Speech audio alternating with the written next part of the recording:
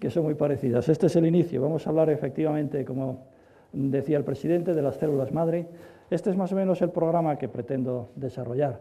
Y vamos a comenzar evidentemente por la introducción. Una introducción que se puede decir que el espíritu de la introducción ha quedado ya anunciado por las palabras del presidente de esta Real Academia. Efectivamente, hasta hace relativamente poco tiempo, la ciencia se cultivaba en los laboratorios, en las instituciones académicas, no salía a la calle. Ahora, gracias a esos medios de comunicación que ya nos comentaba antes el profesor Miguel Ángel Alario, la ciencia está en la calle. El título de este ciclo que hoy iniciamos, Ciencia para Todos, hace precisamente referencia a esa realidad. La ciencia está en la calle, la ciencia debe ser asequible a todos, pero yo diría todavía un poco más. Vivimos en una sociedad democrática, y en una sociedad democrática las decisiones, las grandes decisiones políticas, efectivamente las toman unas personas que han sido elegidas por los ciudadanos, pero en cierto sentido somos todos los ciudadanos responsables de esas decisiones, de una manera o de otra. Por consiguiente, el que el ciudadano comprenda las razones últimas de las decisiones que nuestros políticos toman, pienso que es algo muy interesante. Y hay muchos temas científicos que sí que están relacionados con decisiones políticas. Pensemos, por ejemplo, en los asuntos relacionados con el cambio climático o los asuntos que se pueden relacionar con el uso de la energía nuclear, las energías renovables. Todos esos son asuntos de honda raigambre científica que tienen que condicionar unas determinadas tomas de posición por parte de los políticos, de las cuales en una sociedad democrática todos los ciudadanos somos responsables. Y uno de estos temas es también precisamente el de las células madre. Por eso es conveniente que todos conozcamos un poquito, cada uno de acuerdo con su preparación, de acuerdo con su profesión, pues conozca un poco de qué va este asunto de las células madre, y a eso se dedica esta conferencia del ciclo que hoy iniciamos. Yo voy a comenzar hablando de algunos aspectos del desarrollo embrionario humano, no porque las células madre embrionarias sean precisamente las más importantes desde un punto de vista terapéutico, sino porque son las primeras en las que se pensó y porque comprender desde un punto de vista medianamente técnico, yo voy a procurar no entrar demasiado en terminología técnica o en cuestiones estrictamente biológicas, pero sí que hay que, evidentemente, mencionar un poco acerca de estas cuestiones.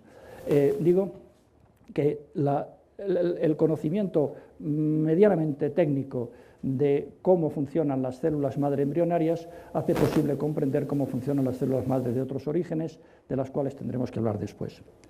Así pues, comienzo mi charla hablando del embrión humano, que es lo que nos va a dar pie a definir lo que son las células madre y ver cuáles son sus propiedades. La historia comienza aquí. Estos son los gametos masculino y femenino, el óvulo y los espermatozoides, que están dibujados a la misma escala. El óvulo es una célula muchísimo más grande. El óvulo aporta la información genética de la madre, los espermatozoides van a aportar la información genética de la madre, del padre. Cuando el fenómeno de la fecundación se realiza de un modo natural, tiene lugar en el aparato sexual femenino.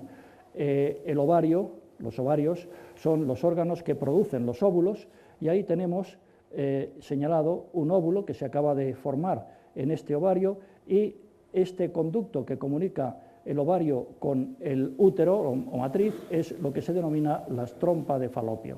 Pues bien, la fecundación comienza cuando un espermatozoide o una descarga de espermatozoides penetra por la vagina y va a acceder hacia un óvulo. Esto sería un óvulo, una foto real del óvulo, y eso es un espermatozoide que gracias a esa larga cola puede moverse navegando, por decirlo así, a lo largo del útero y de las trompas de Falopio, dirigiéndose hacia el óvulo en las proximidades del ovario.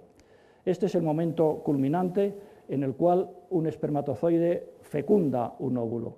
Esta sería la membrana del óvulo, la cabeza del espermatozoide ha abierto la membrana, penetra esa cabeza en el interior del óvulo y entonces deposita la información genética que contiene en el óvulo. Un poco de tiempo después se fusionan la información genética procedente de ambas células y se constituye lo que se llama el cigoto. Este es el momento inicial de la vida de un organismo. Aquí les señalo, porque tendremos ocasión de verlo luego, este pequeño corpúsculo, se suele llamar el corpúsculo polar o el cuerpo polar, que aparece en uno de los lados del cigoto. No voy a entrar en detalles de su funcionamiento y para qué sirve, simplemente saber que existe ahí. Bien, pues en este momento de la fecundación que se ha producido ahí, en las proximidades del ovario donde se encontraba el óvulo y a donde ha llegado el espermatozoide, a partir de ese momento va a comenzar un proceso muy rápido en el cual van a ocurrir dos cosas. Una de tipo local. El cigoto se va a ir desplazando a lo largo de la trompa de Falopio. Pero hay otra cuestión importante que va a ocurrir a lo largo de ese proceso, y es que el cigoto se va a ir dividiendo. El cigoto se divide en dos células iguales. Esas dos células, cada una de ellas se divide en otras dos, y entonces ya, a partir del momento en que el cigoto se divide, comienza a llamarse embrión. Es decir, un cigoto que se divide ha formado un embrión de dos células. Cada una de esas células se divide en otras dos y da lugar a un embrión de 4 células, después de 8, de 16 y así sucesivamente. Es importante que nos demos cuenta de un pequeño detalle. En el organismo humano existen alrededor de 30.000 genes distribuidos en 46 cromosomas, 23 de origen paterno y 23 de origen materno. Pues bien, cada vez que una célula se divide, empezando por la división del cigoto y siguiendo por la división de las dos células del embrión, o de las 4, o de las 8, de las 16, etc., cada vez que una célula se divide, se forma previamente una copia de esos 30 y tantos mil genes, de manera que queda, al dividirse la célula, cada una de las células resultantes se lleva una copia idéntica de genes, de modo que cuando el día segundo, tras la fecundación, se ha producido la primera división celular, ahí tenemos un embrión de dos células y cada una de estas células contiene los 30.000 genes heredados a partes iguales del padre y de la madre. Ese mismo día, el día segundo tras la fecundación, el embrión ha avanzado en el espacio y además se ha producido una división adicional. Ya tenemos un embrión de 4 células. Pues bien, lo mismo que les decía antes, cada una de las 4 células contiene los mismos alrededor de 30.000 genes heredados del padre y de la madre. En principio, aunque ya veremos que hay diferencias, curiosamente, en principio cada una de estas 4 células son iguales prácticamente. El proceso continúa y al día tercero ya el embrión se encuentra muy próximo al útero, se encuentra en un estado que se llama mórula por el aspecto que posee, ya ha sufrido 4 o 5 divisiones celulares. Al día cuarto el embrión comienza a entrar en el útero, en ese momento recibe el nombre de blastocisto, ahora lo veremos, y a partir de ese momento ya vemos que hay una diferencia en su estructura. Se observa una cavidad interior en el embrión y una masa celular que se agrupa en uno de sus extremos.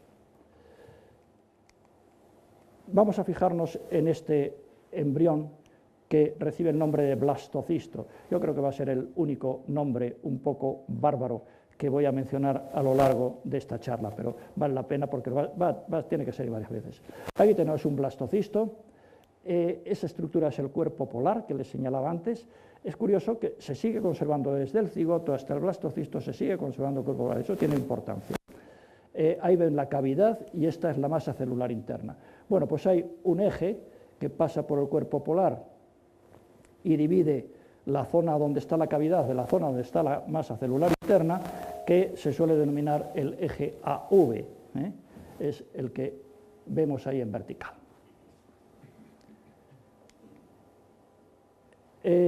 Un día o un par de días más tarde, el blastocisto ha penetrado totalmente en el útero y ahí comienza la implantación. El blastocisto invade la pared del útero y, si todo va bien, en ese momento comienza el embarazo propiamente dicho. A este resultado se puede llegar por el camino natural que hemos visto, o técnicamente es posible también llegar mediante la fecundación in vitro. La fecundación in vitro, tal como se hace en la mayoría de los casos actualmente, se inyecta un espermatozoide en el interior del óvulo. Aquí vemos el óvulo y una finísima aguja en cuyo interior se ve un espermatozoide que se introduce en el interior del óvulo, con lo cual se logra una eficacia mayor en la fecundación. Este óvulo así fecundado se cultiva en una placa y al cabo de los 7 u 8 días se ha formado el blastocisto, que se introduce en el útero de una mujer y, si se implanta correctamente, comienza el embarazo. Lo que ocurre a continuación pues es sobradamente conocido, pero vamos a repasarlo. Este es el día de la implantación. El embrión va creciendo en forma y tamaño. A los 56 días ya se ve semana 20, 8 meses, 9 meses, y si me permiten una pequeña broma, pues 9 meses y unos minutos, pues el feto ya ha salido a la luz, y aquí tenemos a este nuevo niño que acaba de nacer al mundo, todavía con su cordón umbilical sin cortar y con cara de pocos amigos, como que lo hubieran sorprendido en un momento tan importante de su vida.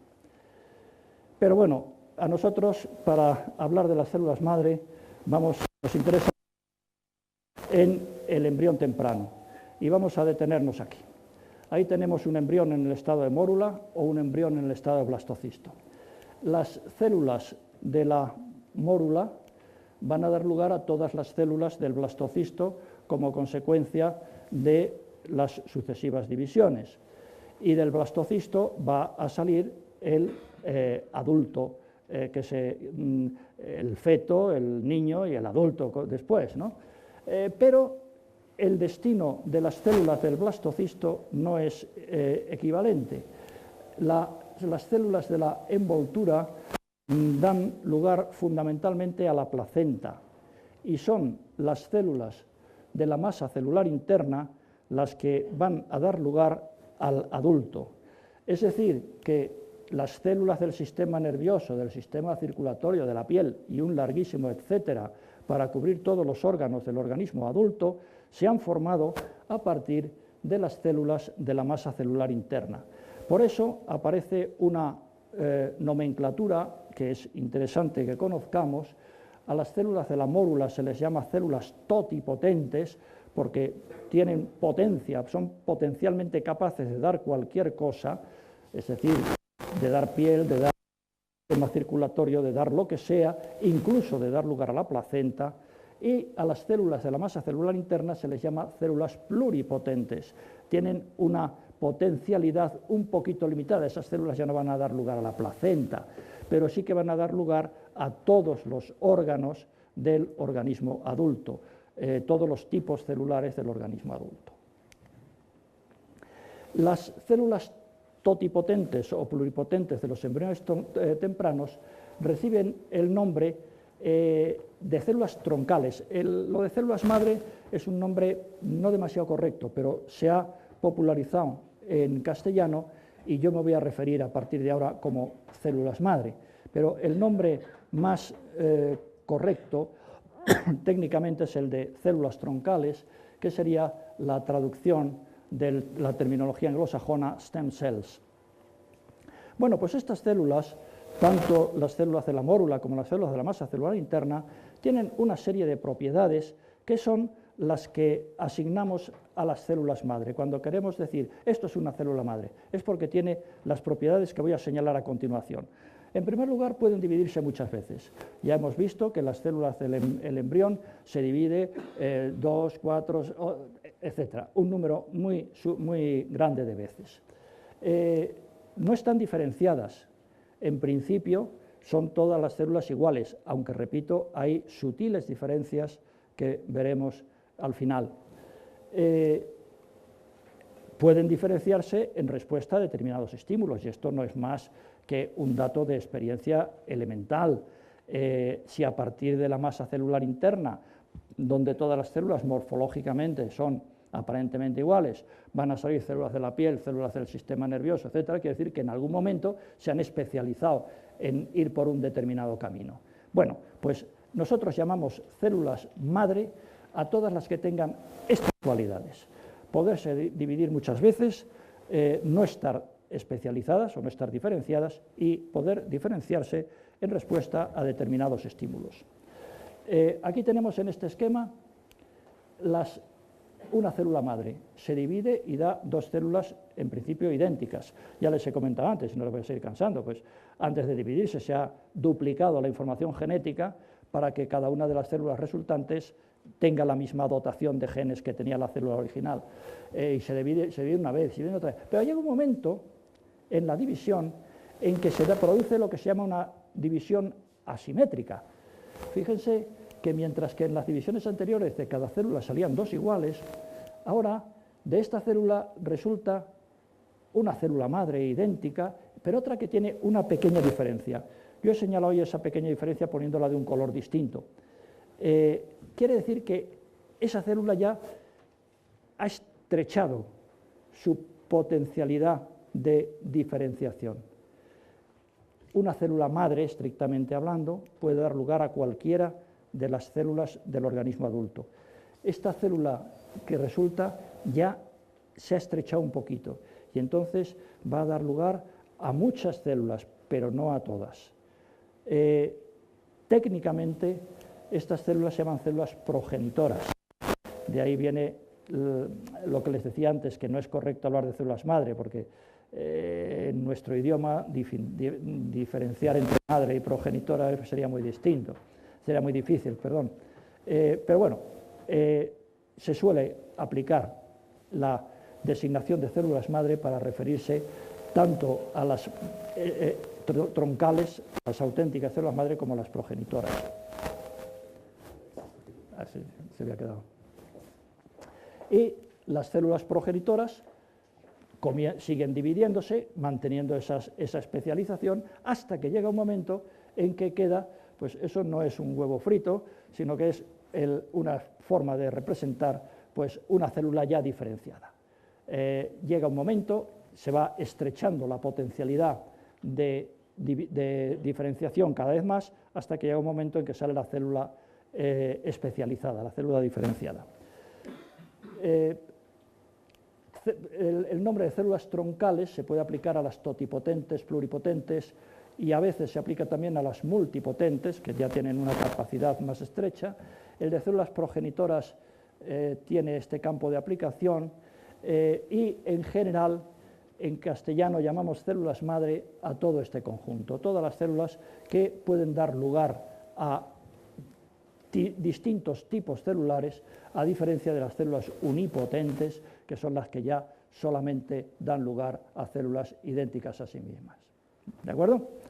Muy bien, pues entonces ya tenemos comprendido qué son las células madre, con una nomenclatura que quizá no sea demasiado precisa, porque ya digo que llamamos en lenguaje ordinario células madre a lo que estrictamente hablando serían células troncales más células progenitoras, pero en general la nomenclatura es válida a los efectos de lo que vamos a tratar aquí. La primera cuestión, y pienso que es la que en cierto sentido resume o aglutina todo, es lo que se ha dado en llamar medicina regenerativa. Este nombre fue acuñado por Joseph Murray. Joseph Murray es conocido porque es el primer cirujano que en el mundo realizó un trasplante de órgano. Concretamente, en 1954 realizó el primer trasplante de riñón. Y aquí tenemos una foto de la época en la que se recogía aquel acontecimiento.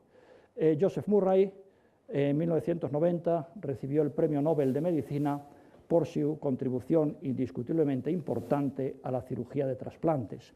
Y el propio Joseph Murray elaboró lo que se ha dado de llamar las 4 R's de Joseph Murray. En inglés, remove, repair, replace, regenerate. Se podría decir también en castellano, remover, reparar, reemplazar, regenerar, como 4 de los estadios de la cirugía.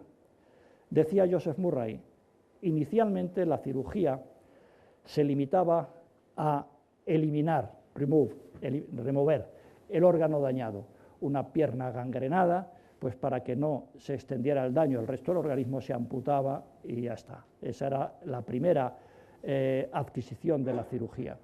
La segunda etapa sería el reparar. Ya no se trata de amputar un órgano, sino repararlo, pues para que siga siendo funcional. La tercera etapa a la que él había contribuido de una manera pionera, reemplazar. Cuando un órgano está dañado, se elimina y se introduce uno nuevo procedente de un donante. Y vislumbró que habría una cuarta etapa, la etapa de la regeneración, en la que un órgano dañado, que había dejado de ser funcional, sin necesidad de extirparlo del cuerpo, se podía regenerar de alguna manera. Bueno, así surgió la idea, el nombre de medicina regenerativa. Y ahora viene la pregunta, si las células del embrión temprano, la mórula o el blastocisto, se van diferenciando a lo largo del desarrollo embrionario y pueden dar lugar a los 250 tipos celulares que hay en un organismo humano adulto, ¿no es posible utilizar estas células madre para regenerar los órganos dañados? Por utilizar un ejemplo que se ha manejado mucho, un enfermo de diabetes cuyas células beta del páncreas no producen insulina, ¿no sería posible implantarle las células de un embrión que tienen la potencialidad de convertirse en células beta del páncreas productoras de insulina y entonces se regeneraría esa función dañada? Bien, pues esto hizo que se empezara a buscar la posibilidad de regenerar tejidos con células madre de origen embrionario. Vamos a ver entonces en el siguiente capítulo los aspectos técnicos de la utilización de estas células madre embrionarias. Para poder utilizar células madre embrionarias para regenerar un órgano hace falta cubrir una serie de etapas. Esas etapas son las que tienen aquí. Primero hay que aislar y cultivar las células madre. Segundo, hay que transformarlas, diferenciarlas para que den lugar el tipo celular que nos interesa. Por ejemplo, esa célula embrionaria que queremos que se convierta en secretora de insulina, tenemos que conseguir que se transforme en célula beta del páncreas. Luego, una vez conseguido, hay que implantarlo en el paciente y después esperar que ese implante se desarrolle normalmente. ¿Es esto posible? Vamos a ver paso por paso. Desde un punto de vista técnico, el aislamiento es posible. Aquí tenemos una vez más un embrión en el estado de blastocisto. El sistema que se emplea para aislar células madre embrionarias es tomar una célula de la masa celular interna y cultivarla. Desde un punto de vista técnico, esto no ofrece mayor complicación. Como tendremos ocasión de ver al final, este es el punto que evidentemente plantea objeciones éticas. Aislar células de la masa celular interna supone destruir o al menos dañar seriamente el embrión, y entonces depende de lo que desde un punto de vista biológico sea el embrión el que este hecho tenga una calificación ética u otra, pero eso lo abordaremos al final. Seguimos viendo técnicamente cómo se hace esto. El cultivo no tiene especiales dificultades, las células embrionarias se dividen con una gran rapidez y en muy poco tiempo podemos tener un número suficiente de células embrionarias, pero son células madre. Células madre que aquí las vemos cultivando, se siembran en una placa y al cabo de un poco tiempo tenemos ya un número de colonias de células madre muy numeroso.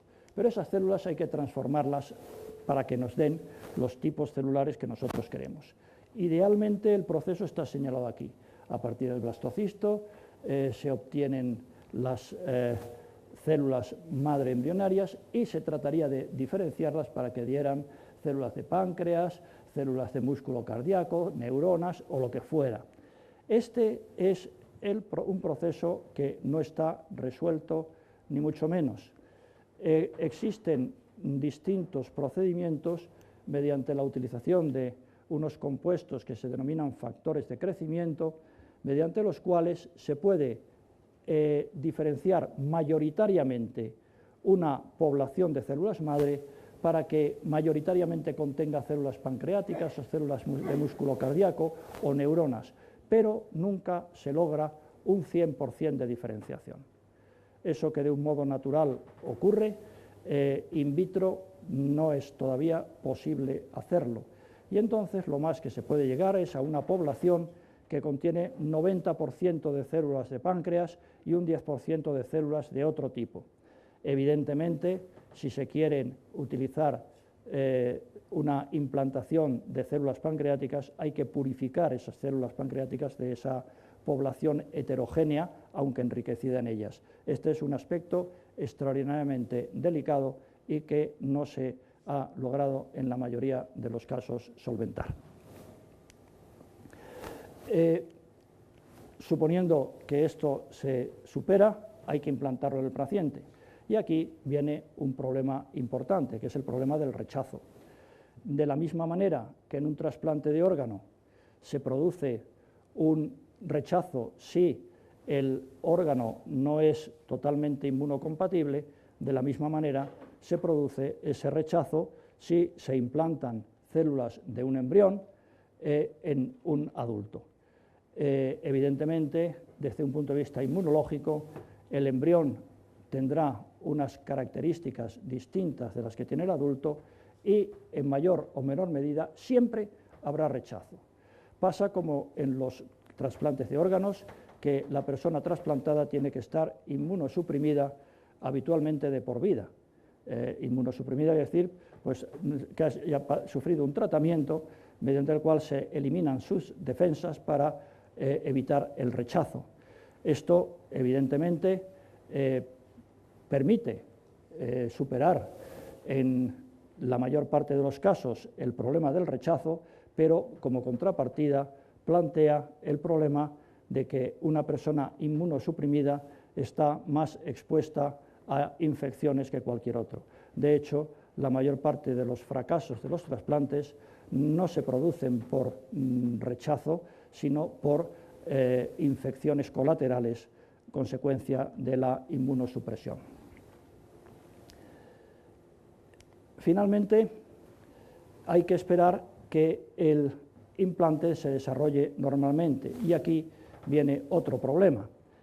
El hecho de que las células embrionarias tienen una capacidad de proliferación enormemente alta, recuerden cómo veíamos que dentro del primer día se producía la división primera para 2 células, la división segunda para 4 células, así sucesivamente, tiene una tasa de división muy alta, más alta que cualquier otra célula, y aparte de eso, mezclado con la complicación de que, como les decía, es muy difícil conseguir purificar las células que se han obtenido para que sean de un tipo único, hace que en los animales de experimentación, en el 60-70% de los casos, el animal desarrolla un tumor. Ese tumor se debe precisamente a la presencia de células de varios tipos y de células que son capaces de proliferar con mucha rapidez. Esto justifica que, como tendremos ocasión de ver luego, hasta el momento no se haya utilizado en seres humanos la implantación de células madre embrionarias. El único caso más o menos parecido del que se tiene constancia científicamente es un caso triste que ocurrió, empezó hace 6 años, se conoció hace 2, que tuvo lugar en un hospital de Moscú. La historia era un niño de Israel que padecía una enfermedad neurodegenerativa, una enfermedad rara, la ataxia telangiectasia, que produce una paralización, una parálisis progresiva, y normalmente al llegar a la adolescencia los pacientes de esta enfermedad pues quedan condenados a estar en silla de ruedas de por vida, una vida que por otra parte tampoco suele ser demasiado larga. Los padres de este niño de Israel habían acudido a un buen hospital, un centro de referencia en Israel, donde los médicos habían dicho que era una enfermedad que no tenía solución hoy por hoy y que lo único que se podía intentar era cuidados paliativos para retrasar la aparición de síntomas neurológicos y que, bueno, pues tuviera una vida lo más confortable posible, pero con la limitación de la parálisis progresiva. Los padres no se conformaron, miraron en Internet, como se hace tantas veces hoy en día, y se encontraron con el anuncio de un hospital de Moscú en el que prometían el tratamiento de distintas enfermedades mediante trasplante de células, no de origen embrionario, sino de origen fetal. Las células madre fetales bueno, son ya un poco menos violentas, por decir así, que las embrionarias, pero de todas formas son más con una tasa de regeneración, de reproducción, de proliferación más elevada que las células adultas. Entonces, los padres llevaron al niño, cuando tenía 9 años, al hospital de Moscú, le hicieron 2 tratamientos con implantación de células madre fetales en el bulbo raquídeo y en la columna dorsal, y al cabo de cuando el niño tenía ya 12 o 13 años, empezó a tener unos dolores de cabeza fortísimos.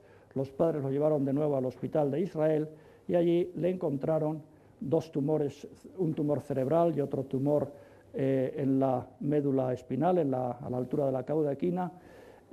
Uno de ellos fue operable, el otro no, y en la operación se encontraron que tenía células de 4 orígenes distintos. Evidentemente, este es el único caso del que hay constancia publicada por los médicos del hospital de Israel, haciendo ver que ellos no tenían la culpa de lo que había pasado, pero efectivamente es un caso triste que muestra que esta posibilidad de producir tumores no es ni mucho menos una cuestión sin importancia, sino que evidentemente hay que cuidar mucho esa posibilidad. Esto explica que la situación que van a ver a continuación de ensayos clínicos. Hay una página web del los institutos de la salud de Estados Unidos, clinicaltrials.gov, en los que los datos que revisados antes de ayer, vamos a ver, se puede hacer una búsqueda, tiene un sistema de búsqueda de ensayos clínicos. Ensayos clínicos, para los que no sean peritos en la materia, son ensayos que se están haciendo con seres humanos. Siempre que se ensaya un procedimiento terapéutico nuevo, sea un procedimiento del tipo que sea, primero se ensaya con animales, pero llega un momento en que hay que ensayar con seres humanos, con voluntarios, etc. Bien. Bueno, pues estos ensayos clínicos, esta página web recoge todos los ensayos clínicos que se están haciendo en el mundo, salvo los que se estén haciendo bajo cuerda, que lógicamente no, pero vamos, los ensayos clínicos que se están haciendo en centros de referencia, en centros importantes. Uno puede poner como palabras clave para buscar células madre embrionarias y entonces aparece que se están realizando en la actualidad 11 ensayos clínicos. Pero claro, ya saben ustedes lo que significan los sistemas de búsqueda. Si uno pone células madre embrionarias, pues no significa realmente que se estén utilizando células madre embrionarias para implantar, sino que están aislando a células madre embrionarias o que están intentando aislar células que se parezcan a las embrionarias, etc. Si uno tiene la paciencia de mirarse uno por uno esos 11, se encuentra con que realmente ninguno está utilizándolo. En Estados Unidos, en enero del año pasado, la administración Obama autorizó la puesta en marcha de ensayos clínicos humanos con células madre embrionarias, pero ha pasado más de un año y todavía no se han puesto en marcha precisamente debido a esas precauciones que les decía que hay que tomar. Bien, vamos a ver si hay alternativas. La primera alternativa que voy a comentarles es la utilización de células madre adultas. En 1961 se detecta que existen células madre en la médula ósea. Son células madre de las que podríamos llamar de segunda fila o ya técnicamente células progenitoras, es decir, que tienen una capacidad de diferenciación ya más estrecha. Esas células no son capaces de dar lugar a los 250 tipos celulares del adulto, sino que han perdido una cierta capacidad de diferenciación. Pero existen esas células en la médula ósea, pero también en el cerebro, en la piel, en el músculo esquelético, en el tejido adiposo y un etcétera que abarca a la práctica totalidad de los órganos en los que se ha investigado hasta el momento. Estas células, en principio, tienen capacidad de diferenciarse para dar distintos tipos celulares más reducidos que los de las células embrionarias, por supuesto, pero distintos tipos celulares. Pueden llamarse, con todo rigor, células madre. ¿Qué habría que hacer para emplear estas células madre adultas con finalidad terapéutica o con finalidad en medicina regenerativa? Pues lo mismo que nos hemos planteado en las células embrionarias, aislarlas y cultivarlas, transformarlas para dar tipos celulares específicos, implantarlas en el paciente y esperar el desarrollo normal del implante. En cuanto al aislamiento y cultivo, desde el año 2001 se cuenta con métodos para cultivar, para establecer líneas celulares y cultivar indefinidamente estas células. Digamos que esto no plantea en la actualidad especiales problemas. Transformación a tipos celulares específicos. Es muchísimo más fácil que en el caso de las células embrionarias. Más limitado, por supuesto, mucho más limitado, pero más fácil. Precisamente por esa limitación resulta más fácil. Catherine Verfaillie fue la primera investigadora que demostró la posibilidad de diferenciar células madre adultas a distintos tipos celulares. Es un trabajo publicado en la revista Nature en el año 2002, en el que utiliza células mesenquimáticas de médula ósea y allí estableció que había una pluripotencia de estas células. Quizá la palabra era un poquitín exagerada, pluripotencia, una potencia muy elevada, no pluripotencia en el mismo sentido que tienen pluripotencia las células de la masa celular interna del embrión, pero sí un abanico de posibilidades de diferenciación enormemente grande. El artículo causó bastante sensación y hubo muchos investigadores que no admitieron, que no se lo creyeron, y lo que suele ocurrir en esos casos intentaron repetirlo.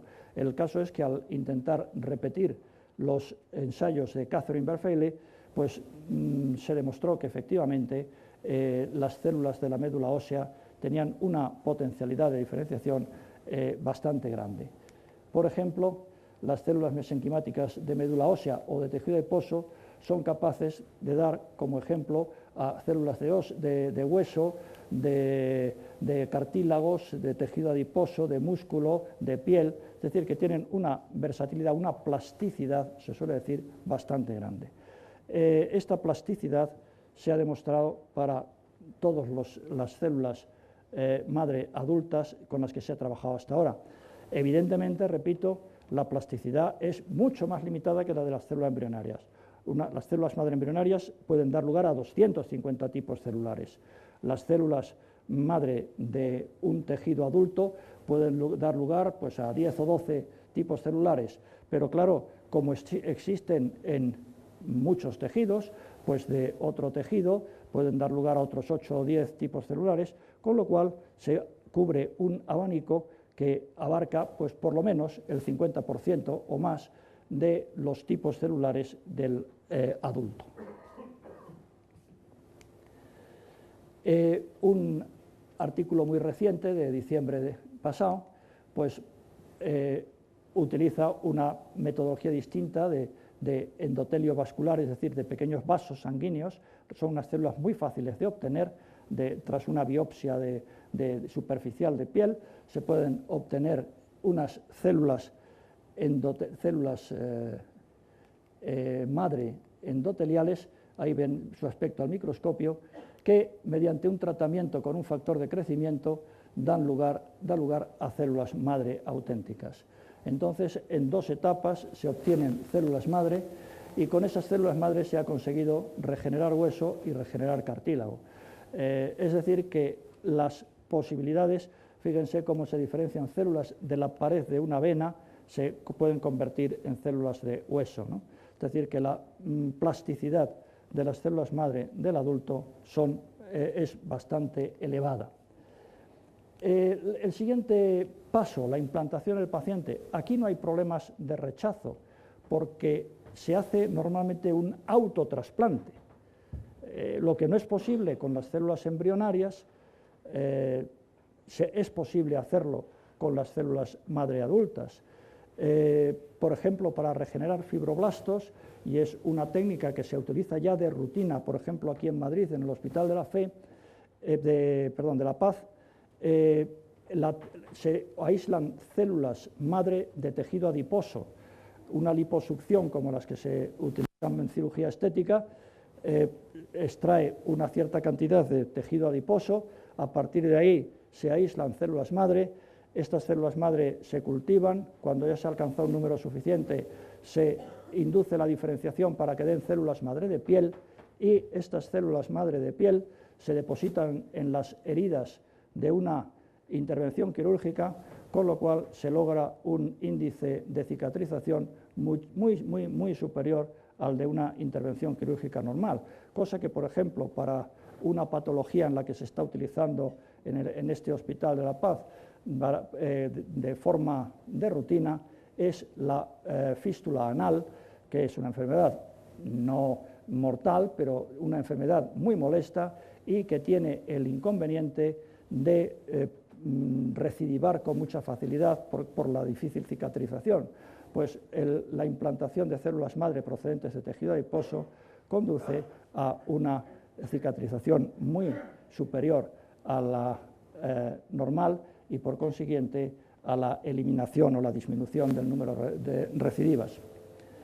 El desarrollo normal del implante, lo que al principio se vio como un inconveniente de las células madre adultas, que era la baja tasa de proliferación y la estrecha capacidad de diferenciación, ha resultado ser una ventaja a la hora del desarrollo del implante, porque efectivamente estas células, al dividirse más lentamente y al diferenciarse a menos tipos celulares, no tienen riesgo de producir desarrollos tumorales.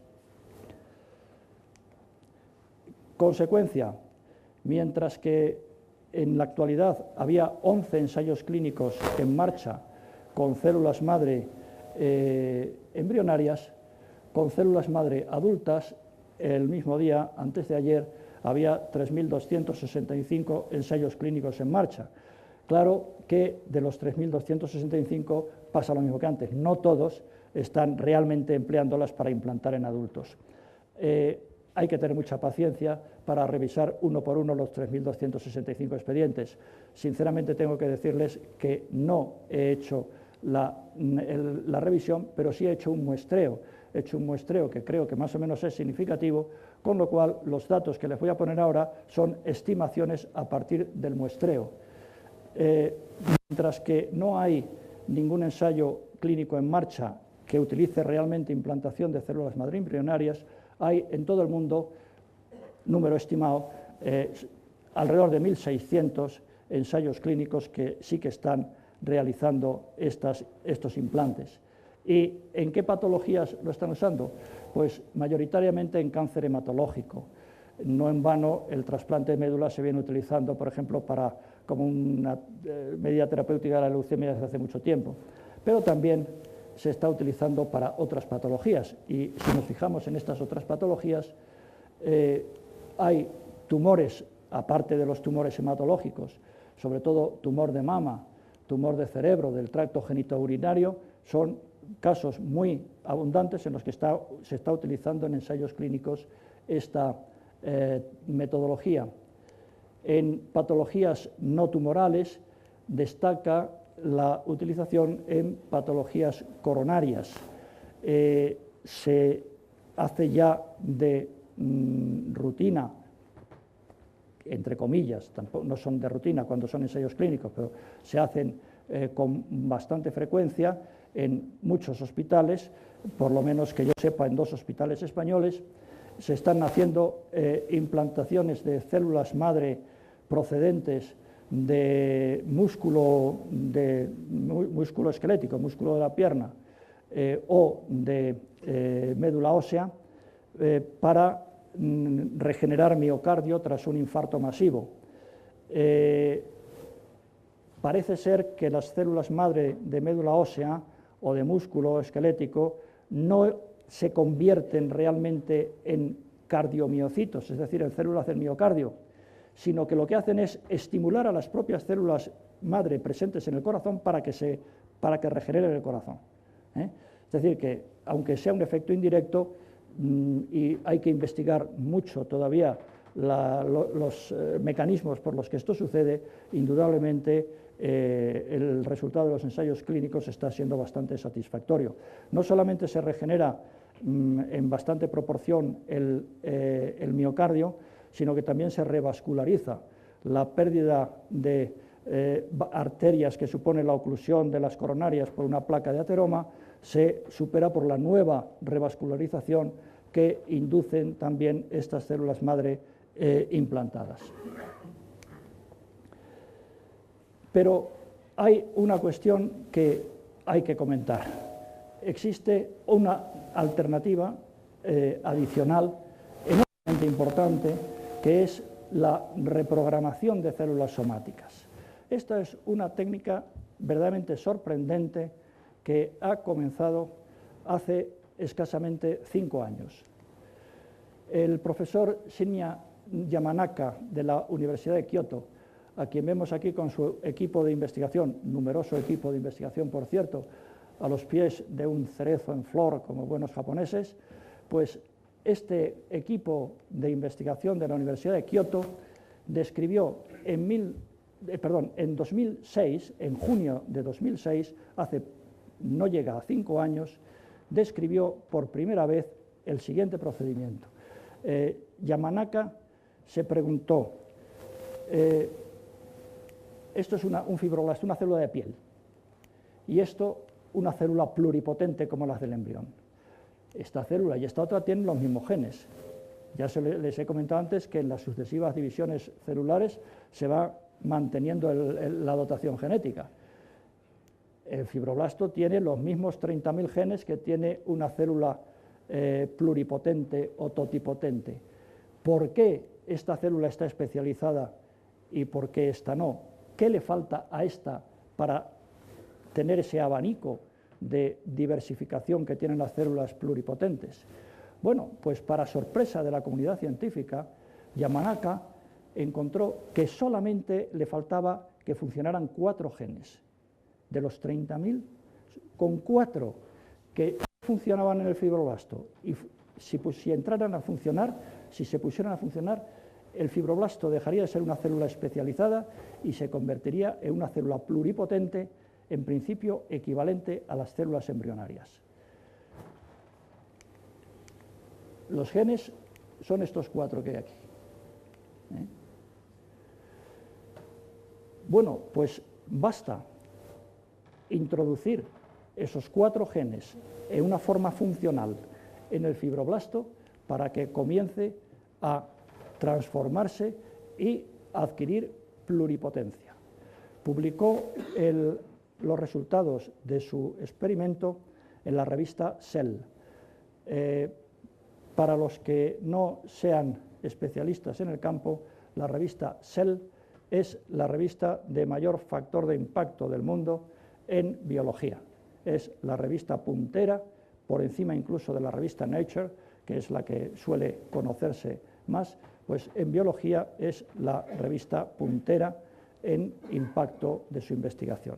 A pesar de publicarlo en esa revista, la comunidad científica quedó bastante escéptica porque verdaderamente era un resultado sorprendente. Pero el caso es que un poco más tarde el propio Yamanaka hizo este experimento. Aisló fibroblastos de un ratón, los transformó con esos genes, cambió un poquito los genes. En lugar, aquí aparece el gen OCT4, que era uno distinto de los 4 iniciales formados.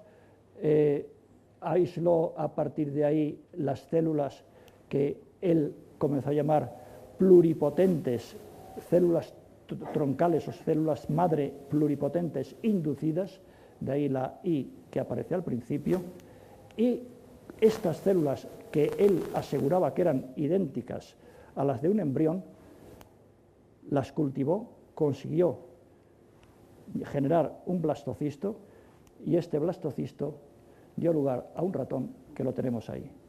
Es decir, que a partir de una célula de piel de un ratón se había obtenido un embrión de ratón idéntico a los embriones normales, al menos en el sentido de que era capaz de dar lugar, de desarrollarse en el útero de una hembra de ratón para dar lugar a un ratón idéntico, perdón, no es idéntico porque este era un ratón transgénico, no voy a entrar en detalles de qué, pero en fin, un ratón procedente de la piel del primero.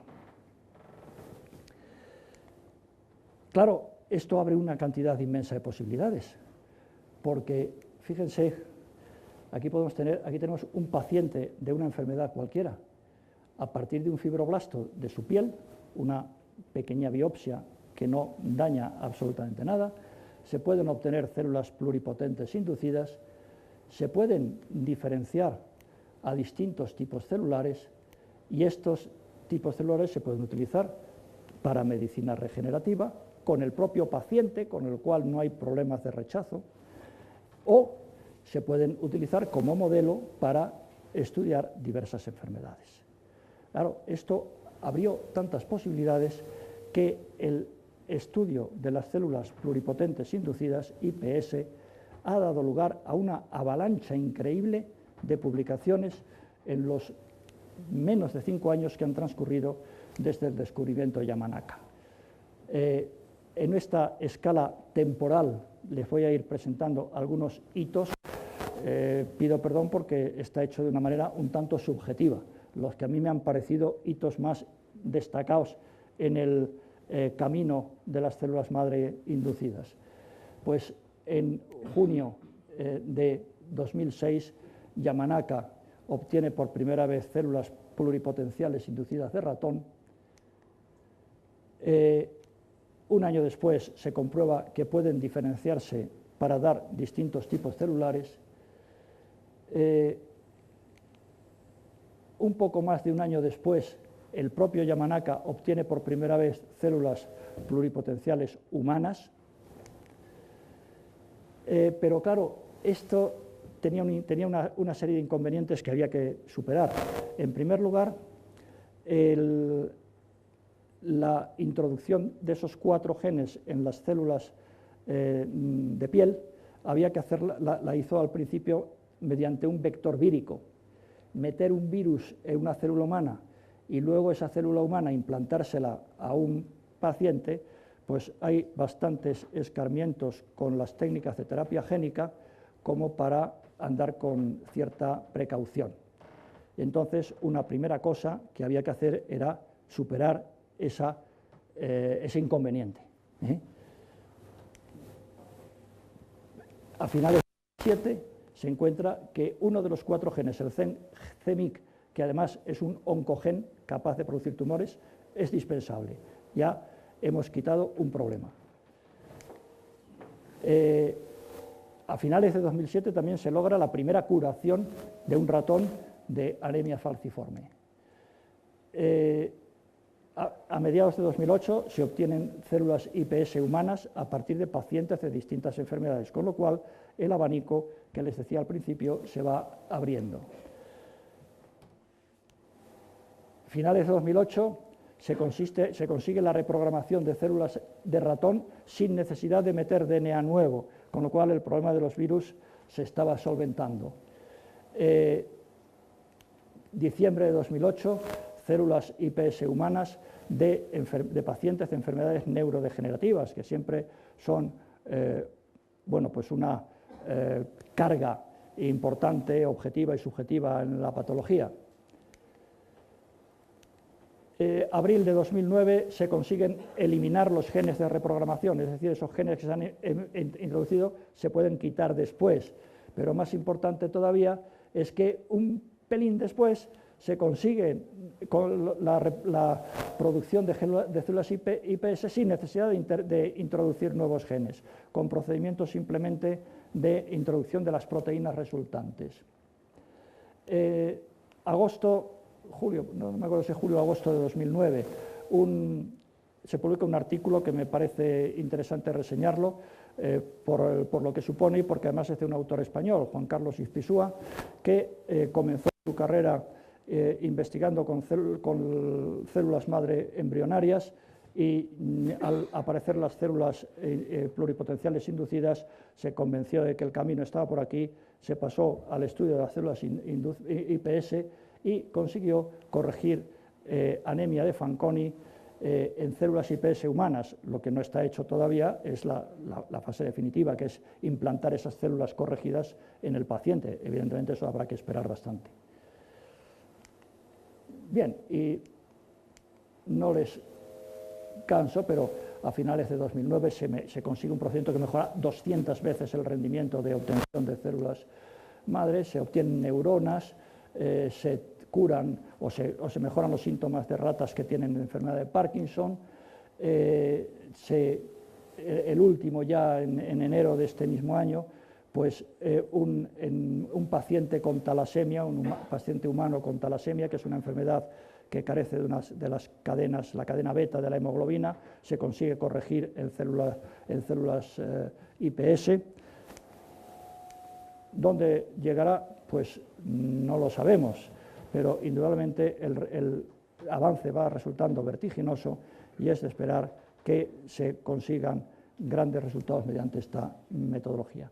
Y para terminar, me van a permitir algunos comentarios que ya les había anunciado sobre los aspectos éticos de esta metodología. Vaya por delante que ni la utilización de células madre adultas ni la utilización de células iPS plantea especiales problemas éticos. Son células tomadas de un organismo adulto que se manejan, se manipulan y se introducen en el propio paciente de ordinario, con lo cual no tiene mayor problema ético que el que puede tener un trasplante de un órgano, es decir, simplemente que el equipo médico sea lo suficientemente cualificado para hacerlo, pero poco más, y que las medidas que se toman en cualquier intervención médica. No es así los problemas que plantea la utilización de embriones. Muchas veces nos podemos plantear, bueno, el embrión antes de la implantación, en cualquiera de sus estadios es simplemente una masa de células. Algunas veces habrán oído ustedes o habrán leído comentarios de algún autor que dice, bueno, no hay que preocuparse porque haya que destruir el embrión, porque el embrión es simplemente una masa de células. ¿Esto es así? Bueno, pues no les voy a cansar con detalles técnicos que pueden poner de manifiesto que el embrión es algo más que una masa de células, pero sí quería señalarles los resultados de estos dos investigadores, especial de Sir Richard Gardner, que es profesor de la Universidad de Oxford, y de Magdalena Czerniska, que es una investigadora polaca afincada desde hace mucho tiempo en la Universidad de Cambridge. Estos dos autores, de forma independiente y prácticamente simultánea, realizaron unos experimentos que a mí me parecen de la máxima importancia para enjuiciar debidamente la identidad biológica del embrión. Estos experimentos, el de Gardner fue publicado en la revista Development, el de Magdalena Czerniska fue publicado en la revista Nature, los dos en el año 2001. Estos experimentos, en esencia, consisten en lo siguiente. Ustedes recuerdan, sin duda, esta imagen que hemos visto al principio del blastocisto, en el que les señalaba el eje AV que pasa por el corpúsculo polar y que deja a un lado la cavidad y a otro lado la masa celular interna.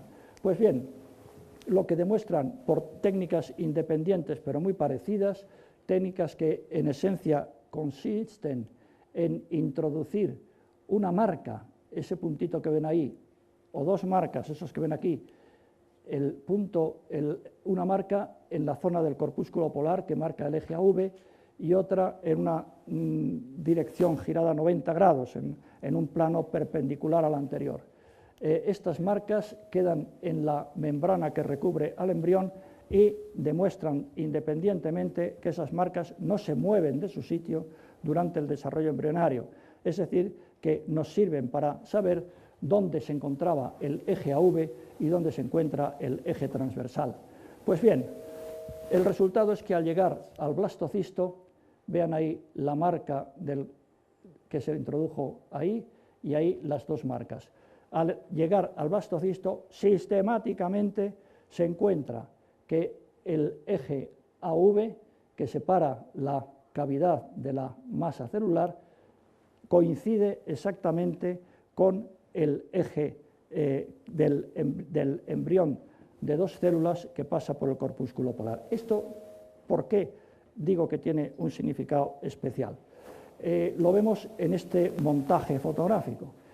El eje AV sería este, pues bien, se sabía que el eje del feto es perpendicular al eje AV del blastocisto, lo cual quiere decir que la orientación del cuerpo adulto depende de por dónde esté el plano de la primera división celular. Y más aún, Magdalena Czerniska demostró un poco después que el plano por donde se produce la primera división celular pasa por el punto en que penetra el espermatozoide en el óvulo. Es decir, que desde el momento de la fecundación queda establecido por dónde se va a producir la primera división y por dónde va a quedar el eje del feto y del adulto. Estos resultados dieron lugar a un artículo en la sección News Feature de Nature al año siguiente, en el que se recogía alguna de las fotos que les he mostrado y las fotos de los dos autores, y lo importante para nuestro objeto es el título y la entradilla del artículo, su destino desde el día primero.